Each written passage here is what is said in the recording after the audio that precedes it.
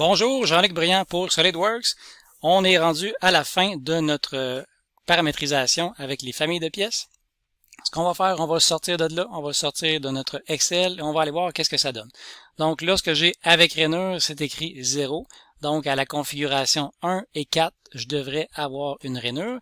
Et petite particularité ici, là, faites attention, si on veut vérifier, là, si on veut pas avoir de problème, il faut que la valeur C soit plus grande que tout le reste. Donc ici, je vais mettre 12 et je vais mettre 15 comme ça. Ici, on avait 7.5 au départ, là, donc mettez 12 et 15 ici pour ne pas avoir de problème.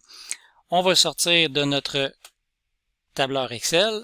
On va enregistrer ça ici et on va sortir de notre tableur Excel.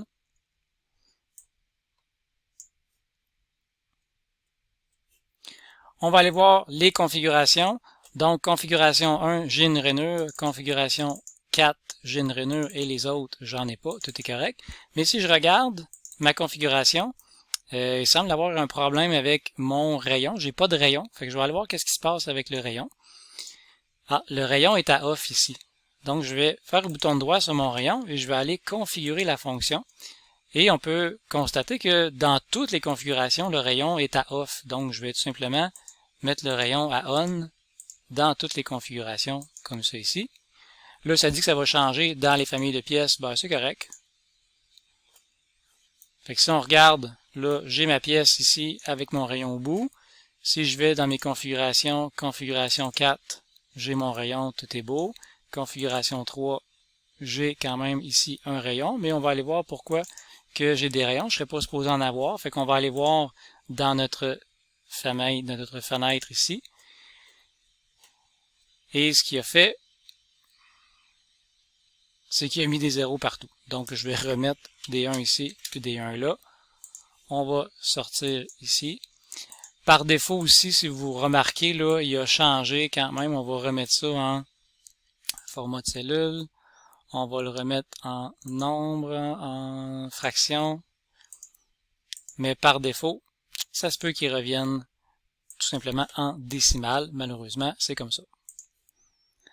On enregistre et on va aller voir les configurations. Donc, configuration 1 avec rainure, nos dimensions. Configuration 2 sans rainure. Configuration 3 sans rainure. Configuration 4, excusez, avec rainure. Donc, tout semble beau. On va faire d'autres petits tests. On va aller dans notre esquisse de base ici. Donc, bouton droit et éditer l'esquisse. Lorsque vous voyez que c'est en rose comme ça veut dire que c'est piloté avec une famille de pièces. Si je viens changer le nom de la valeur A ici, là, ça me dit que cette propriété, ça va changer finalement ma feuille de calcul Excel. Je vais cliquer OK là-dessus.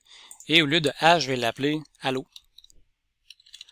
Comme ça. Fait que je vais changer le nom de cette valeur-là, de la cote finalement. Je vais petit crochet vert là-dessus. Encore, je pourrais dire ne plus afficher ce message là, si je veux. Là. OK à ça, petit crochet vert. Je sors de ma pièce.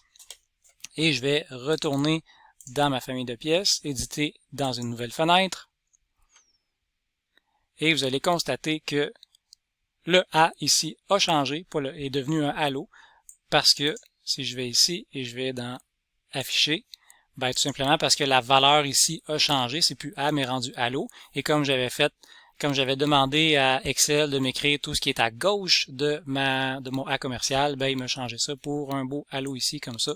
Fait que je peux à nouveau masquer cette ligne-là ici. Et je pourrai maintenant insérer ce tableau à Excel au niveau du 2D. On se retrouve pour une dernière capsule.